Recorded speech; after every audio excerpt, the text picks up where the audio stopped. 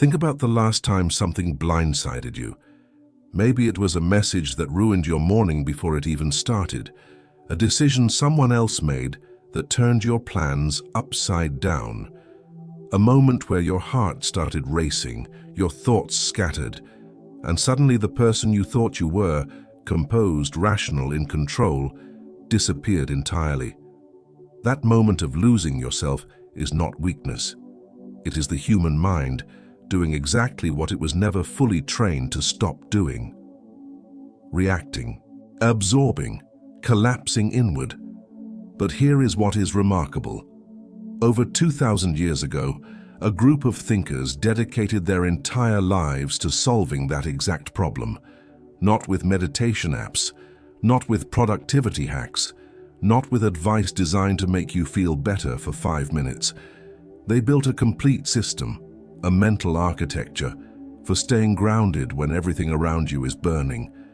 That system is called Stoicism, and in this video, we are going to walk through 10 lessons from that philosophy that will train your mind to stay calm, clear, and powerful under the kind of pressure that breaks most people. Before we go further, drop a word in the comments right now.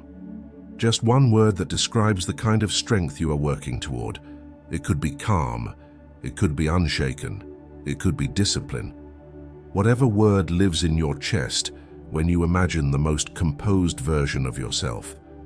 Leave it below. Let's build something together in this community. Now, let us begin. Lesson 1. There is a moment that happens between an event and your response. It lasts less than a second. Most people never even know it exists. Stoic philosophy was built almost entirely around that moment.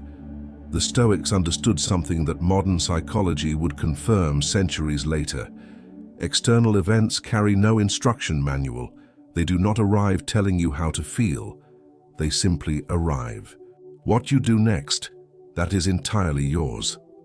Consider someone who receives harsh criticism at work. Two people can receive the exact same words from the exact same person and walk away having lived completely different experiences. One absorbs it as proof of failure. The other processes it as data. Same event, entirely different inner worlds. Stoic thinkers spent years training themselves to locate that invisible gap between stimulus and response, and to widen it. To make it a space of choice rather than a hallway of habit. This is not about suppressing emotion. It is about refusing to let the outside world write your inner script. Every time you pause before reacting, even for 2 seconds, you are practicing this. Every time you choose your response rather than allowing it to be triggered, you are building the muscle that Stoicism was designed to develop. The pressure you face today does not determine who you are. What you do inside that pressure does. Lesson 2. There is a story of a young man who went to one of the ancient Stoic teachers and said he wanted to learn wisdom, but did not want to suffer in the process. The teacher pointed to the door and said nothing. Stoic philosophy holds a conviction that most modern self-help deliberately avoids, that discomfort is not an obstacle to growth. It is the medium through which growth becomes possible. There is no other way. Think about the pressure you have been trying to escape lately, the difficult conversation you have been postponing, the uncertainty at work you keep trying to think your way around, the relationship tension you keep hoping will resolve on its own. The Stoics would say you are standing at the entrance of your own classroom and refusing to walk in. This does not mean seeking suffering for its own sake. It means recognizing that when life applies pressure, it is revealing exactly which parts of your inner structure are not yet solid. That is useful information. Painful? Yes, but extraordinarily useful. The Stoics trained their minds to look at difficulty not with dread, but with a kind of focused curiosity. What is this situation asking of me? What is it exposing? What does it require me to become? Reframe the pressure in your life not as punishment, but as a precise and personalized training program, one you did not choose, but one you can absolutely use. If this is already shifting something in how you see your challenges, share this video with someone who needs to hear it. You might give them exactly what they have been searching for. Lesson 3. Stoic philosophy makes a radical claim. Most of your suffering does not come from what happens to you. It comes from the story you construct around what happens to you. You lose a client. That is a fact. But the story, I am failing, I am not good enough, this is proof that I never should have started. That is not a fact. That is a narrative. And narratives, unlike events, can be rewritten. Think about how many times a single piece of news, an email, a comment, a look from someone across a room, sent your mind spiraling for hours. The event lasted seconds. The story it generated lasted all day. Stoic thinkers developed what we might call narrative discipline.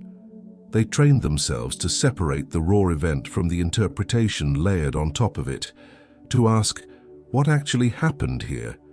And then, what am I adding to what actually happened? This is not about toxic positivity. It is not about pretending things are fine when they are not. It is about refusing to let an unchecked story become a prison. Next time you feel the pressure rising, whether it is anxiety, anger, or despair, stop and ask yourself, what is the fact here? And what is the story I am telling about the fact?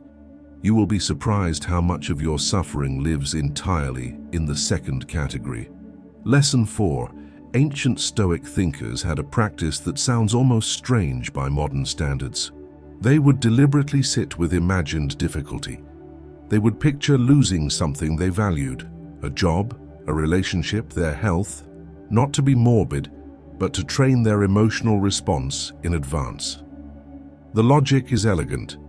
If you have already sat with the possibility of loss, the shock of actual loss does not hollow you out completely. You have rehearsed the terrain. You know you can survive it. But this practice goes deeper than just preparing for loss. It is about understanding that the mind treats vividly imagined experience as practice. Whatever you run repeatedly through your mind, scenarios of panic, catastrophe, humiliation, you are training your nervous system to respond that way when pressure arrives. The Stoics flipped this deliberately. They rehearsed clarity, they rehearsed measured response. They rehearsed the version of themselves that remained standing. Ask yourself honestly, what are you rehearsing right now? When you lie awake at night and your mind runs through the worst-case scenarios, is that preparation or is it rehearsal for collapse? The practice is simple but demanding. Begin to consciously rehearse how you want to respond, not how you fear you will respond, how you intend to respond. The mind cannot fully distinguish between a vivid mental rehearsal and lived experience. Use that. Lesson 5. In a world that rewards the loudest voice, the fastest reply, and the most immediate reaction, Stoic philosophy offers something almost countercultural, the discipline of silence. Not silence as absence, silence as architecture. The Stoics understood that the person who speaks every thought as it arrives, who reacts to every provocation, who fills every uncomfortable pause, that person has handed control of their inner world to whoever is in front of them. Think about the last heated conversation you were in. Think about the words that came out before you had finished thinking them. Think about how much harder it is to rebuild trust than it was to damage it with 3 impulsive sentences. Stoic thinkers trained themselves to create an internal pause before external expression. This was not timidity. Some of the most powerful figures in ancient history were devoted Stoics. It was strategy. It was the recognition that the person who controls their words controls the room. In your own life, try this. Before you reply to the message that made your blood pressure rise, wait. Not forever, just long enough to ask, is what I am about to say something I will still stand behind tomorrow morning? If yes, say it. If not, the pause just saved you something. The ability to hold your response is one of the most powerful signals of internal strength. People feel it. They respond to it. The quiet person who speaks once and means it carries more weight than the person who fills every silence with noise. Lesson 6. Here is a tension that most driven people feel but rarely examine directly. The belief that caring deeply about a result means you must be attached to it. Stoic philosophy separates these two things with surgical precision. You can bring your full effort, your complete focus, your genuine passion to something, and still release the outcome. Not because results do not matter, but because once you have done everything within your power, the outcome has moved beyond your territory entirely. Think of someone preparing for a presentation they have spent weeks on. On the morning of the presentation, the projector fails. A key decision maker calls in sick. The room is arranged wrong. None of these things were in the presenter's control, but how they respond in that moment, whether they collapse or adapt, that is entirely theirs. Stoic thinkers distinguished constantly between what falls within your influence and what exists outside it, not as a way of disengaging from life, but as a way of directing energy precisely where it can actually do something. The anxiety that most people carry is not really about effort. It is about attachment to outcomes they cannot control. The Stoic practice is to pour everything into the process and then, genuinely, not performatively, release what happens next. This is one of the hardest lessons to actually live. But every time you catch yourself spiraling over a result you cannot change, and you redirect that energy back to what you can actually do, you are practicing one of the most sophisticated forms of mental discipline that exists. If this lesson resonates, subscribe to Stoic Thoughts. We explore these ideas consistently, practically, and without the noise. Lesson 7. This one is uncomfortable, which means it is probably important. Stoic philosophy holds that the people who provoke you, the colleague who undermines you, the family member who never listens, the stranger who is inexplicably rude, are not interruptions to your practice of calm. They are the practice. Anyone can be composed in a quiet room with no demands and no friction. That is not equanimity. That is just the absence of a test. The Stoics were uninterested in peace that depended on comfortable conditions. They wanted the kind of calm that remained intact when conditions were actively hostile, so they reframed difficult people, not as enemies to avoid or obstacles to remove, but as live simulations. Every person who triggers an outsized reaction in you is showing you precisely where your inner structure still has a gap. Think about someone in your life who consistently gets under your skin. Now ask yourself, what exactly is it that bothers you? Is it that they do not respect your time? Is it that they take credit that is not theirs? Is it that they project confidence you feel you lack? The irritation is information. Not about them, about you. About where your peace is still conditional. This does not mean accepting mistreatment or staying in harmful situations. It means that before you remove the difficult person, you examine what they are revealing, because the same gap they are pointing to will be exposed by the next person, and the one after that, until you do the internal work. Lesson 8. There is a particular kind of suffering that has no event attached to it. No crisis, no conflict, no clear cause.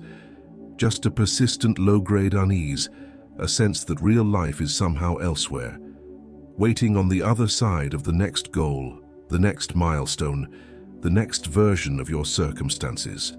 Stoic philosophy identified this condition clearly and addressed it directly. The mind that is always somewhere else is never actually living. This is not a call to abandon ambition. The Stoics were not passive. Many were deeply engaged in the world, as writers, as leaders, as builders. But they made a distinction between planning for the future and living in it mentally, while the present goes unwitnessed. Consider how much of the pressure you feel daily is not about what is actually happening right now in this moment, but about projections. What might go wrong? what people might think, what tomorrow might bring. The present moment, stripped of those projections, is almost always manageable. It is the mental time travel that exhausts you.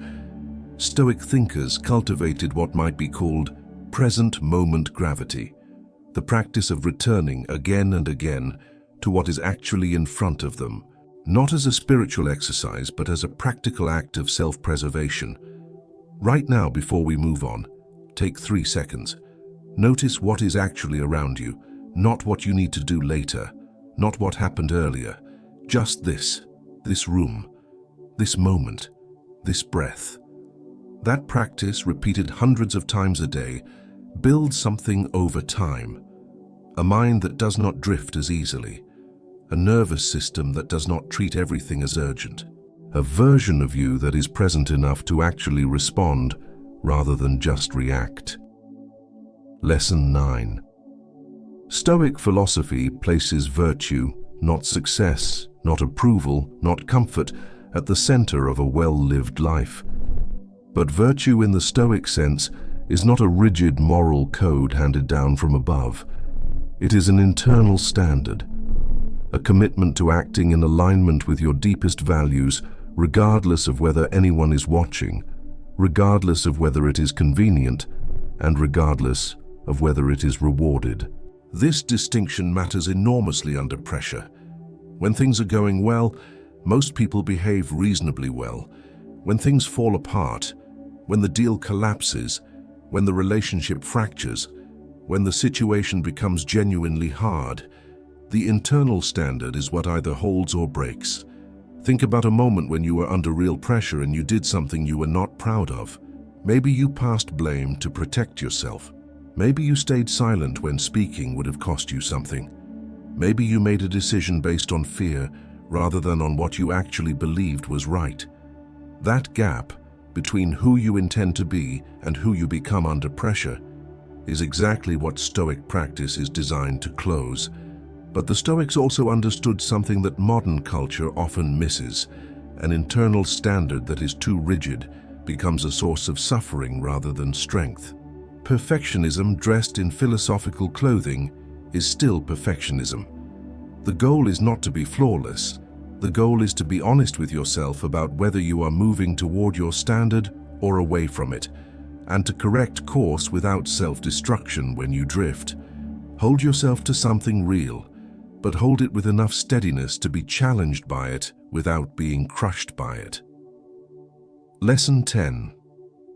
We come to the final lesson, and in many ways it is the foundation beneath all the others. Stoic philosophy makes a distinction that cuts to the center of why most modern anxiety exists: the difference between what you need and what you prefer, between what is required for a good life and what you have been conditioned to believe is required.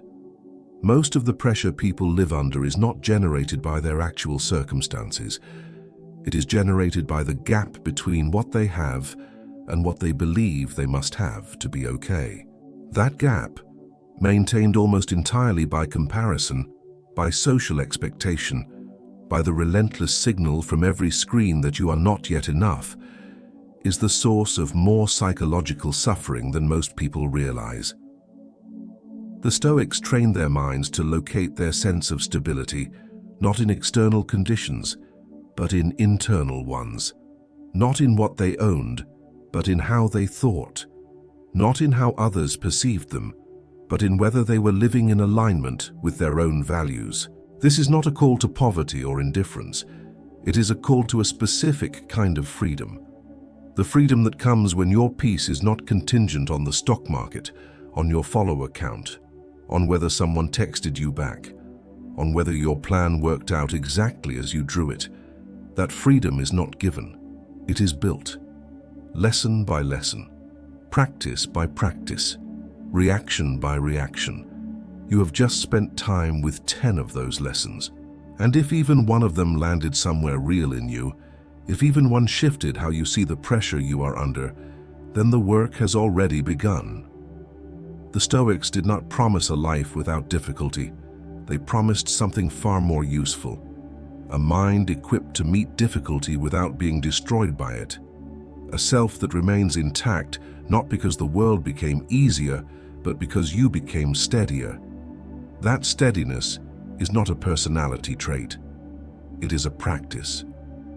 And every single day gives you new material to practice with. If this video gave you something worth keeping, leave a like. It takes 1 second, and it helps this work reach more people who need it. Subscribe to Stoic Thoughts if you want to keep building this with us, and share this video with someone in your life who is under pressure right now. You might give them exactly the perspective that helps them hold on. And before you go, tell me in the comments, which of these 10 lessons hit you the hardest? Which one are you going to carry into tomorrow? The unshaken mind is not born, it is built. One lesson at a time.